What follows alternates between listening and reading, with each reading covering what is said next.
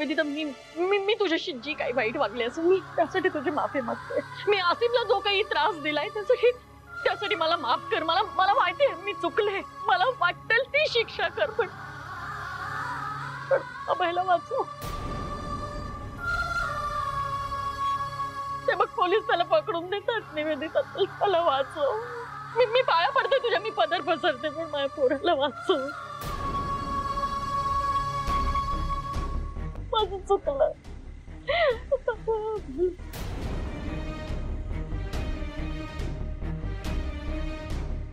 मालती, निवेदिता, आजपर्यंत जर का मी तुला मायेनं वागवलं असेल ना, तर त्याची परतफेड समज.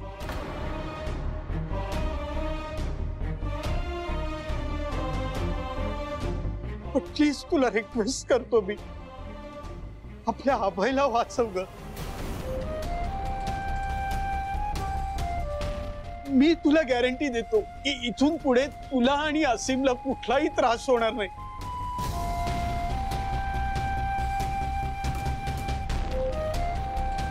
आता आपल्या घराण्याची इब्रत फक्त तुझ्या हातात आहे. वेळ दवडू नकोस प्लीज.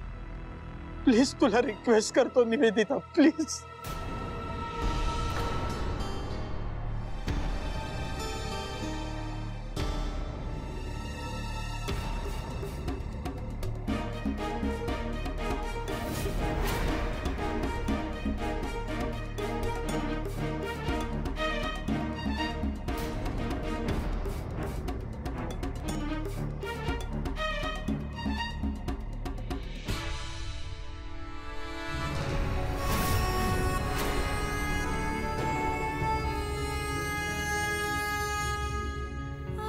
माफी मागते तुमची, पण मला माझी कंप्लेंट परत घ्यायची.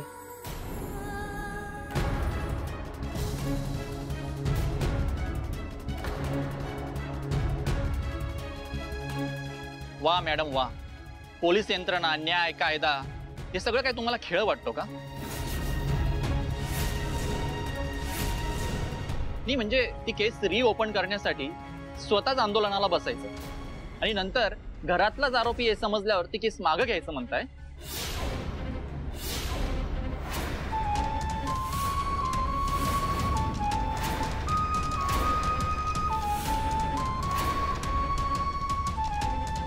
सर त्यावेळेला परिस्थिती वेगळी होती, त्यामुळे ह्या केस बद्दल पोलीस म्हणून आमच्या कर्तव्य दक्षतेची मापं काढलीत ना तुम्ही.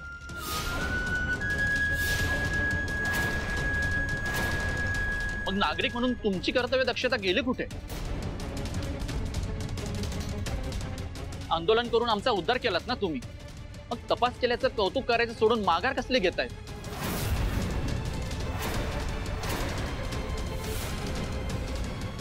बघा मॅडम, कायदा सगळ्यांसाठी समान असतो. गुन्हेगाराला शिक्षा देण्यासाठी कायदा मागे पुढे बघत नाही. हे प्रकरण तुम्हीच वाढवून ठेवलंयत ना, मग आता गुन्हेगाराला माफी नाही.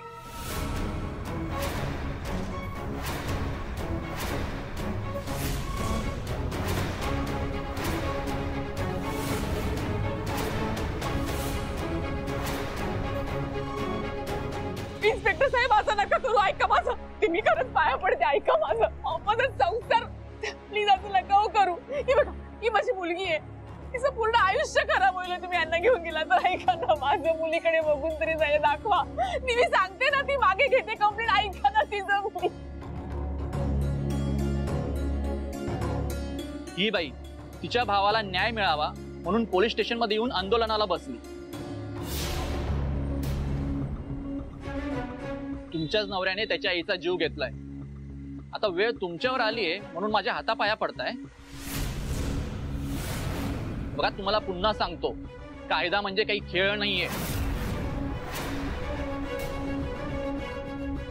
आणि तुम्हाला जे काही बोलायचंय ना, ते सरळ कोर्टात येऊन बोला, कळलं? हवालदार, घेऊन चला त्याला.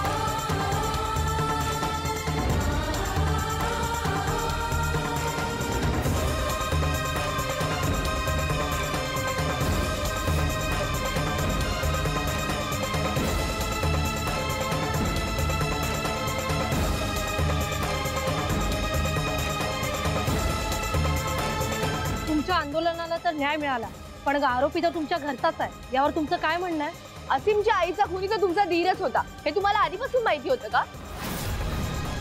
घरच्यांच्या विरोधात जाऊन तुम्ही कारवाई करायची हिंमत केलीच कशी?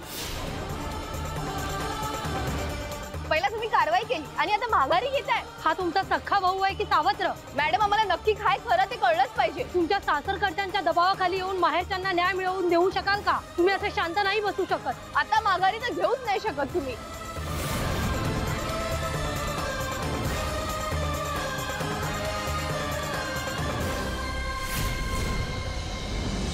बस, तुझ्यासाठी पाणी आणते. विचका झाला हो, सगळं विचका झाला. काय झालं हे सगळं?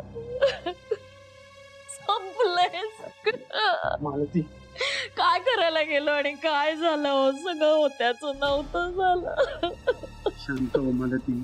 हिच्यामुळे सगळं झालंय. मुद्दामून केलं सगळं. तू आता संसार नीट सांभाळता आला नाही, पण मग माझा संसार बघवे ना तुला. सगळं तुझ्या हातामध्ये होतं निवी. यांना वाचवणं फक्त आणि फक्त तुझ्या हातामध्ये होतं, पण तू काही नाही केलं. काही केलं नाही. आंदोलन करत बसली त्या कार्ट्याला घेऊन. आंदोलनाच्या वेळेला मला माहित नव्हतं हे सगळं अभयदादांनी केलंय. हे जेव्हा मला कळलं तेव्हा वेळ निघून गेली होती. पण मला सांग, एवढी मोठी गोष्ट इतके महिने तू माझ्यापासून लपवलीस? एकदाही तुम्हाला कोणालाही मला सांगावंसं नाही वाटलं? निवेदिता, अगं आम्हाला जसं कळलं तसं आम्ही लगेच यशच्या कानावर घातलं होतं ग. पण तू तर हट्टालाच पेटली होतीस. का नाही भेटणार काका? मला असीमला न्याय मिळवून द्यायचा होता. या एका ऍक्सिडेंटमुळे त्याचं अख्खं आयुष्य उद्ध्वस्त झालंय. हे तुम्हाला कोणालाच दिसत नाहीये का? ए बाई, हे बघ निवेदिता, अगं कर ना. तू तुझ्या भावासाठी तुला जे वाटतंय ते सगळं कर. मी नाही म्हणत नाहीये. तुझ्या हे का लक्षात येत नाहीये? अगं शेवटी मी काय, हे काय, यश काय, अभय काय, आम्ही सगळे तुझं सख्खे नातलग आहोत. अगं शेवटी काही झालं तरी हा तुझा सावत्र भाऊ आहे, अनाथ आहे तो. अनाथ कोणामुळे झालाय तो सासूबाई?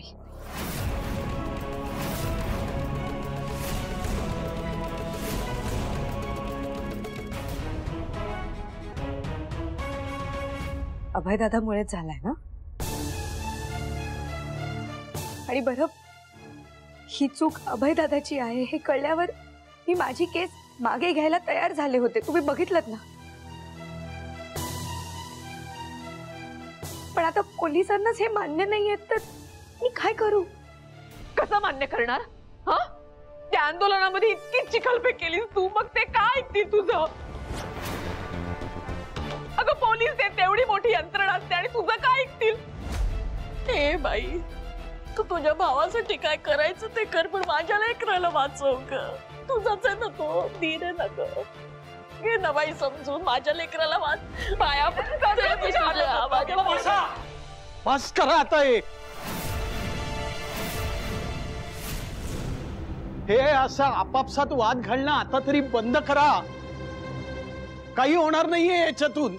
सगळ्यांनी जरा शांत डोक्याने विचार करा की अभयला यातून कमीत कमी त्रास कसा होईल. याचा विचार करा की अभय लवकरात लवकर घरी कसा परत येईल. आई, पोलीस बाबा तो कुठे घेऊन गेले? आई बाबा खरंच क्रिमिनल आहेत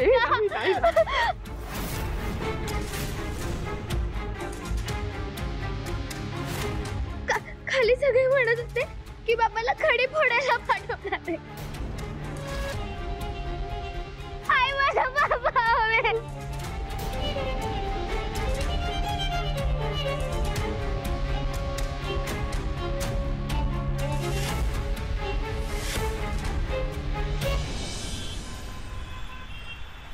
हो दिवी, मी खाली पोहोचलोय. तू ये पटकन, आपल्याला लगेच पोलीस स्टेशनला जावं लागेल. हा ये, मी थांबलोय खाली. नायकांचं भारी आहे. एक कामागून एक करामध्ये चालू आहे त्यांच्या. नाहीतर काय अहो, यांचं घर म्हणजे गुन्हेगारीचा अड्डाच झालाय. अहो पोलीस स्वतःच्या घरी कमी आणि ह्यांच्याकडे जास्त जात असतात. या अभयला तर अटक झालेलीच आहे. आता बघूया याचा नंबर कधी लागतो ते. हो लाजा वाटत नाही तुम्हाला असं बोलताना? काय हो जोशी काका, इतकी वर्षे झाली तुम्ही आम्हाला ओळखताय, आम्ही काय खानदानी गुन्हेगार वाटलं तुम्हाला? आता ही खरी ओळख पटली तुमची आम्हाला. अनुप दादा तोंड सांभाळून बोल, नाहीतर मी काय करशील? हा काय करशील? काय करशील दाखवतो ना, काय करतो ते, काय करू शकतो ते दाखवतो ना मी. अति वाईट लागले.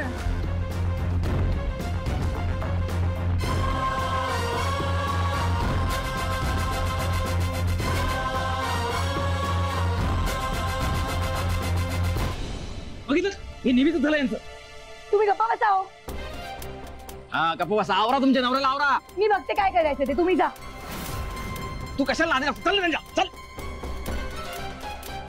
कन्या, काय करत होतास त्यांना तू? नेहमी काय वाटेल ते बोलत होती आपल्या घराण्याबद्दल. यांना जेव्हा मदतीची गरज होती तेव्हा आपण धावून गेलो ना. मग आता जेव्हा आपल्याला मदतीची गरज आहे तेव्हा मदत करायची सोडून त्रास देत आहेत आपल्याला. कन्या, पण लोक कायम दोन तोंडानेच बोलतात. हे बघ, आता जर तू धीर सोडलास ना तर कसं करणार आहोत आपण, मला सांग. नेहमी हे बघ, अभय दादाला लवकरात लवकर कसं सोडवता येईल आपण त्याचा विचार करायला हवा, हो की नाही? जरा शांत हो धन्या, प्लीज.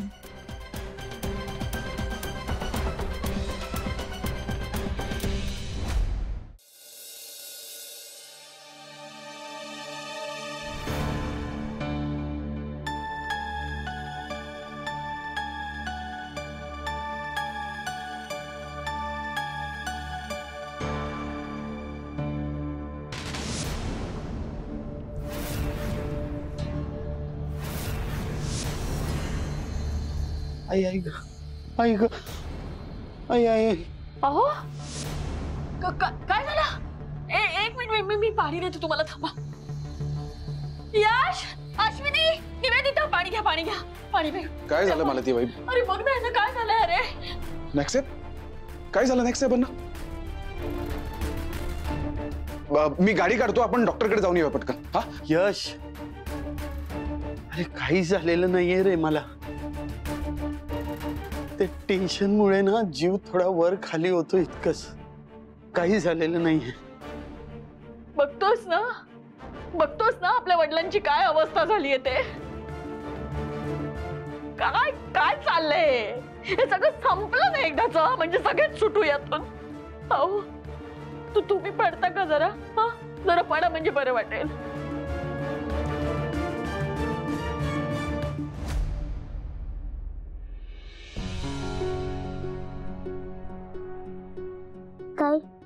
काय झालं सिंग? मला झोप येत नाहीये. का? चल मी तुला गोष्ट सांगत झोपवते. राशी रडते, तिला काकांची आठवण येते. काय खरंच काकांनी माझ्या आईला मारलं का ग? त्यांनी असं का केलं? मुद्दाम नाही केलं रे असीम, ऍक्सिडेंट होता तो.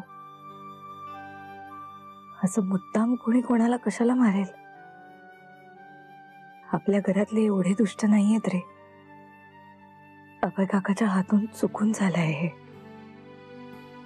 फक्त हे सगळं वेळेत समजलं असतं ना तर. काय तू अभय काकांना सोडू शकतेस? प्रयत्न केले ना मी, पोलिसांसमोर बोलले ना मी, पण आता ते ऐकायलाच तयार नाहीयेत. तर मी तरी काय करू शकते? तरी मी प्रयत्न करणं सोडणार नाही.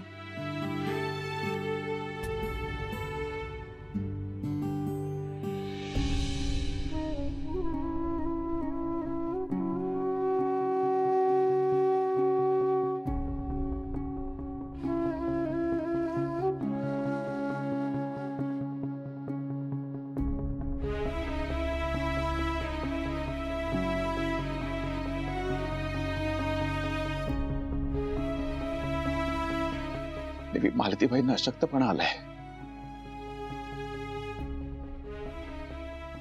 माझा बीपी शूट झालाय. अश्विनी वहिनी तर अशी रडते की जणू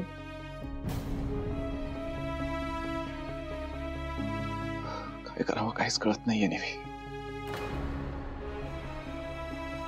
एकीकडे माझा दीर आहे आणि एकीकडे असीम आणि देविकाचा न्याय.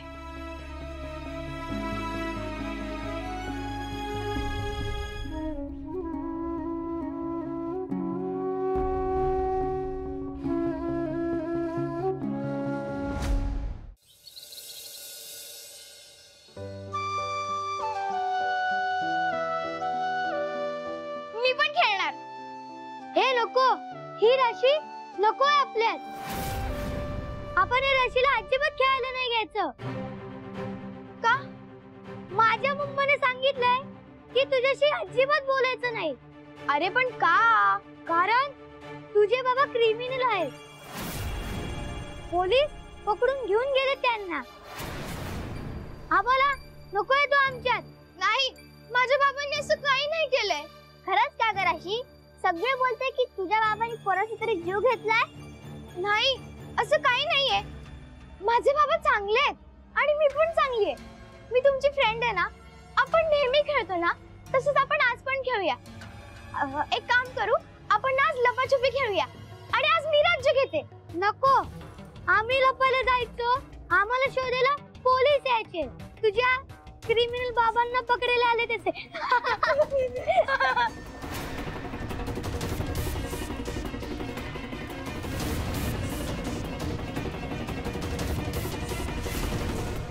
वकील साहेब, आमच्याकडे केस रिलेटेड जेवढे काही डॉक्युमेंट्स होते ते मी सगळे तुम्हाला ईमेलवर पाठवलेत.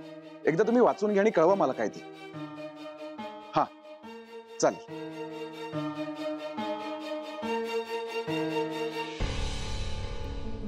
काय म्हणाले वकील साहेब? जामीन मिळेल ना? केस स्टडी करून सांगतो म्हणाले. मला वाटतं त्यांच्याशी भेटूनच बोलावं लागेल हे सगळं.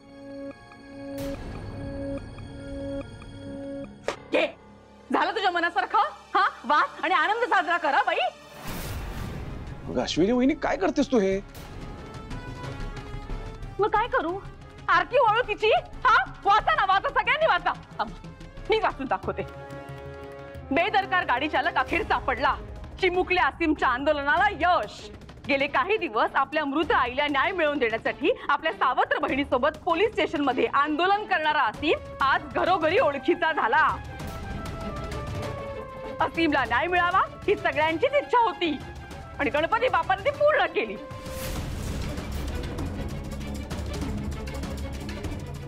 तिच्या आईच्या मारेकऱ्याची ओळख पटलेली असून तो दुसरा तिसरा कुणी नसून त्या सावत्र बहिणीचा दीर अभय नाईक हा आहे.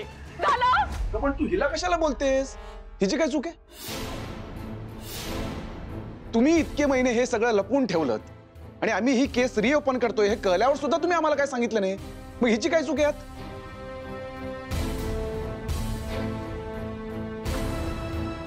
हिचीच चूक आहे धन्या, हिचीच चूक आहे. विश्वासानं काय येऊन सांग बहिला.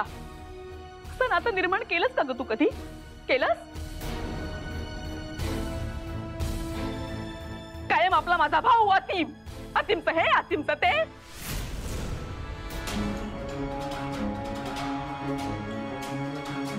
आम्हाला काय किंमत आहे तुझ्या आयुष्यात? काही जागा आहे? सगळं तुझ्यामुळेच झालं आणि तू सुद्धा हिलाच सामील. आता मी काय केलं? तू तर काहीच केलं नाहीस धन्या, तू तर काहीच केलं नाहीस. सगळं खरं समजल्यानंतर ना टाइमपास केलास, फक्त टाइमपास. वेळीच जाऊन दोघांना रोखलं नाहीस. नुसता वेळ गेला, काही गेलं नाहीस तू.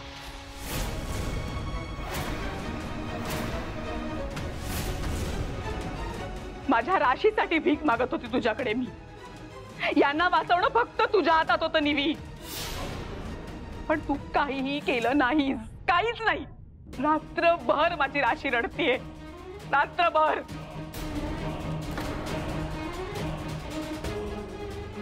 कसं बस समजावलं तिला आणि खेळायला पाठवलं खाली. काय काय घडणार आहे आयुष्यात माझ्या अजून देवच जाणे.